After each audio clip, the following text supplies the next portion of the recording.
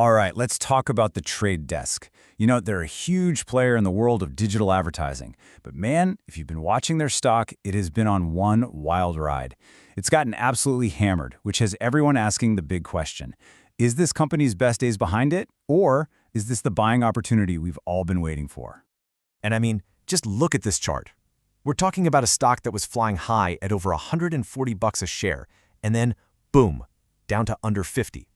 All in just 1 year. That's a 55% drop. A nosedive like that, well, it does more than just raise a few eyebrows. It starts ringing some serious alarm bells. So you gotta ask, what in the world is going on here? So what is the real story here? I mean, what went so wrong? And maybe more importantly, could a brand new product launch be the spark that ignites a massive turnaround? That's what we're here to figure out. Let's get into it.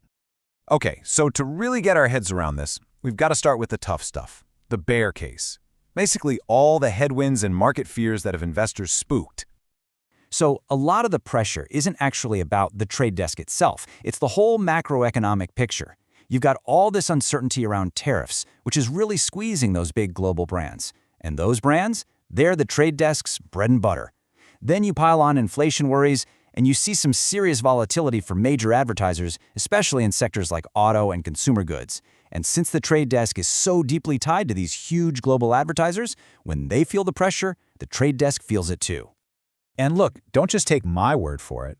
The CEO himself, Jeff Green, put it right out there. He said, from a macro standpoint, some of the world's largest brands are absolutely facing pressure and some amounts of uncertainty. When the guy in charge is that blunt about the challenges, you know it's serious. The market definitely took notice. Okay, but that's only half the story, right? For every argument against, there's a reason to be optimistic. So let's flip the coin and look at the bull case, which is all about the trade desk's massive bet on something they call the open internet. So what exactly is the open internet? Well, think of it this way. You've got these giant walled gardens, like Google and Amazon. They control everything inside, the content like YouTube or Prime Video and the ads. Naturally, they have a bias to sell their own stuff. But then there's everything else. The rest of the internet. That's the open internet. And that's where the trade desk plays. They're an independent platform. They don't own the media, so they can objectively buy ads across the best of TV, music, journalism, you name it. Their whole pitch is that they're unbiased. And if you're wondering if that strategy is actually working, how about this number? 95%. That's their customer retention rate. And they've kept it that high for the last 11 years in a row. Seriously, in an industry as competitive as advertising, that is just unbelievable. It's a huge sign that even with all the stock market drama, their core business is incredibly strong. And they're not just sitting back either. They're pushing hard in the areas that are really growing. Connected TV, or CTV, is still their fastest growing channel. No surprise there. They're also making serious headway in the retail media space, which is growing like crazy. And maybe the best sign of all, the number of big multi-year deals they have with major brands is at an all-time high. That's a huge vote of confidence. All right, so this all leads us to their ace in the hole, their secret weapon. In their arsenal, they've unleashed something called Kokai AI. So what is Kokai? Well, it's not just some small tweak. It is the single most significant platform upgrade in the company's entire history. And it's all about injecting powerful artificial intelligence into everything they do, from campaign forecasting and optimization all the way to the actual ad trading. The goal is simple. Make every single ad dollar work harder and smarter. And this isn't just theory. The results are already rolling in. Get this. Samsung saw a 43% performance improvement in reaching its target audience using Kokai. For a massive company like Samsung, that kind of efficiency gain is just huge. Here's another one. A company called Cash Rewards in Asia saw a 73% improvement in their cost per acquisition. I mean, 73%. That is an absolute game changer, especially for a growing company. And it's not just a few one-off examples.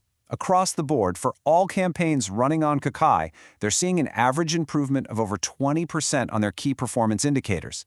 That's the kind of real, measurable result that gets advertisers really excited.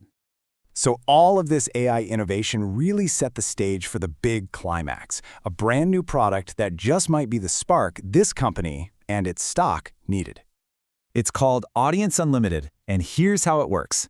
The first step is that the AI scores thousands of different data sources to see how relevant they are for a campaign.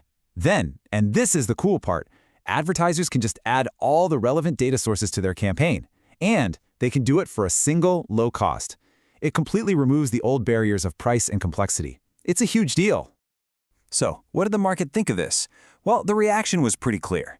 They announced this new product on September 29th, and the very next day, the stock jumped 5.3%. That's the market sending a pretty strong signal that, yeah, this could be the start of something big. Okay, so let's bring it all together. We have the bear case with all its market fears, and the bull case with all its powerful innovation. So what's the verdict? Is this an opportunity, or is it an investor trap?